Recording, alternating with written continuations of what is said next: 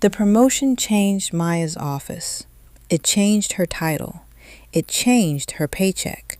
But it didn't change what she felt when she was finally alone. For a while, she convinced herself she was simply adjusting.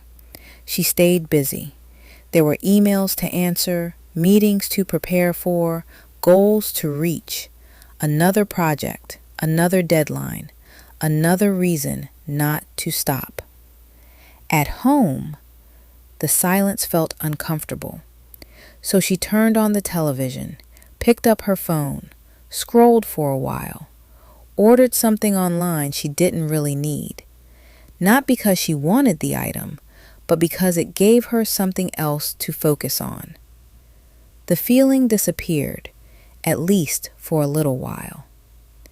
The next day, she worked late again.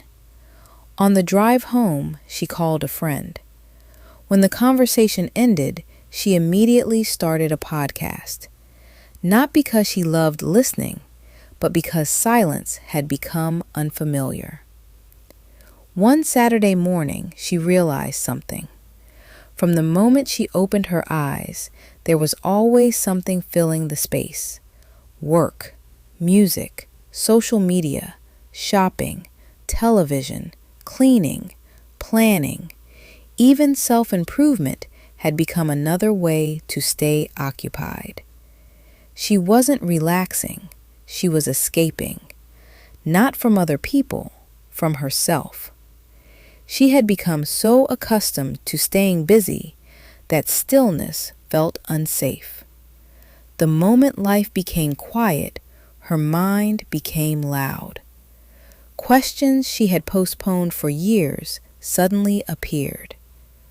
Who am I without my accomplishments? Why is it so difficult to simply sit here? What am I trying not to feel? For the first time, she didn't immediately reach for her phone. She simply noticed. She noticed how quickly the urge appeared. She noticed the discomfort. She noticed the impulse to distract herself. Instead of escaping, she stayed. Just 1 minute longer than she normally would have. Then another. She wasn't trying to force herself to feel peaceful. She was learning that she didn't have to run from discomfort. Sometimes the greatest transformation doesn't begin by adding something new.